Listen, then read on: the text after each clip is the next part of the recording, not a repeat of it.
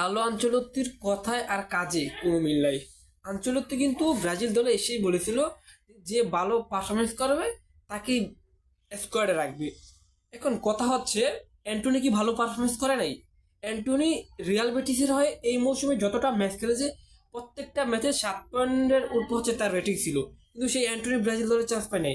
গতকাল ব্রাজিলের স্কোয়ার ঘোষণা আগে অ্যান্টনি 37 মিনিটে 2টা গোল দিয়েছে এবং একটা অ্যাসিস্ট করেছে। তার রেটিং ছিল 9.3। অথচ এই অ্যান্টনি ব্রাজিল দলে চান্স পায় নাই। অন্যদিকে রিচার্লিসন, যে কিনা টটেনহামের হয়ে ভালো কোনো পারফরমেন্সই করতে পারতেছে না, গোলও করতে পারতেছে না, মানে একাদশও ভালো করে জায়গা পাইতেছে না এবং জায়গা পাইলেও ভালো একটা কাজ করতে পারতেছে না, সেই রিচার্লিসন ব্রাজিল দলে চান্স পায়। অন্যদিকে এরকম ভালো একটা পারফরমেন্স করে অ্যান্টনি ব্রাজিল দলে চান্স পায় না। এটা অ্যান্টনির জন্য খুবই একটা অন্যায় হয়েছে যে সে আসলে পারফরমেন্স করে আঞ্চলিকটির নজর কাটার জন্য, বাট আঞ্চলিক তার পারফরমেন্সটা দেখে তাকে ব্রাজিল দলে রাখে না এবং রিচার্লিসন কিভাবে ব্রাজিল দলে চান্স পায়।